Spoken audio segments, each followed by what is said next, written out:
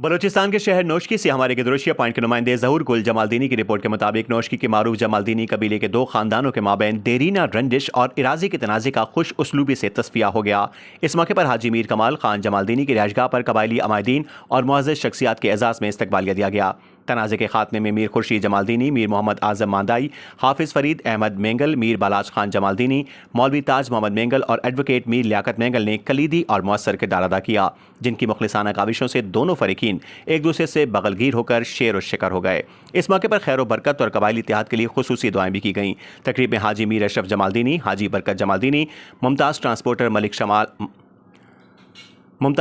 ملک شاہ جمالدینی، ملک رزاق جمالدینی، حاجی عطا اللہ جمالدینی، میر فیض اللہ جمالدینی، میر کفایت اللہ Jamaldini, Saleem Dost Jamaldini, Mir Nasir Khan Jamaldini, Shakeel Ahmed Jamaldini, Dilawar Khan Jamaldini, Faiz Jamaldini, Mir Mohsin Jamaldini, professor Saif Jamaldini, professor Aziz Jamaldini, Kabral Jamaldini, Mir Farid Ahmed Jamaldini, Mir Amir Jamaldini, Maulana Ali Gohar Jamaldini, Haji Hussain Ahmed Jamaldini, doctor Mushtaq Jamaldini, Mir Amir Jan Jamaldini, Babu Muhammad Qasim Jamaldini, Abdul Basit Jamaldini سمیت بڑی تعداد میں معززین شریک تھے۔